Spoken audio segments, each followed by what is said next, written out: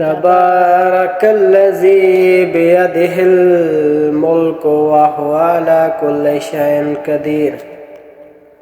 الذي خلق الموت والحياة ليبلوكم أيكم أحسن عملا وهو العزيز الغفور الذي خلق 7 سماوات طباقا ما ترى في خلق الرحمن من تفاوت فارجع البصر هل ترى من فطور ثم ارجع البصر كرتين ينقلب إليك البصر خاسئا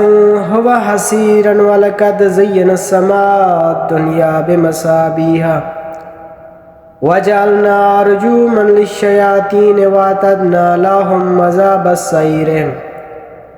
وللذين كفروا بربهم عذاب جهنم وبئس المصير إذا ألقوا فيها سمعوا لها شهيقا وهي تفور تكاد تميز من الغيظ كلما ألقي فيها فوج سألهم خزنتها ألم يأتكم نذيرا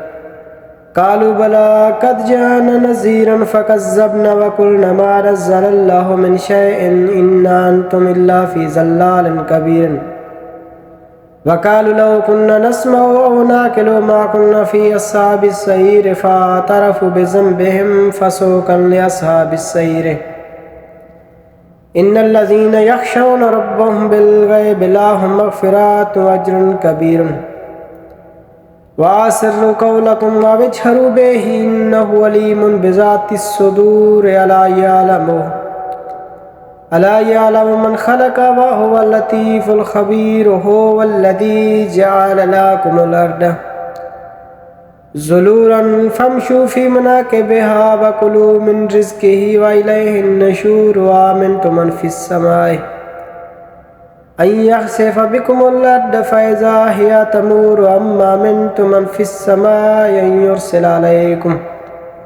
حسبا فستعلمون كيف نذير ولقد كذب الذين من قبلهم فكيف كان نكير أولم يروا إلى الطير فوقهم صفة ويقبضن ما يمسكوهن إلى الرحمن إنه بكل شيء بصير من حاز الذي هو جند لكم ينصركم من دون الرحمن إن الكافرون إلا في غرور أمن حاز الذي يرزقكم إن أمسك رزقه بل لجوا في عتو ونفور أفمن يمشي مكبا على وجهه أحدى من يمشي سويا على صراط مستقيم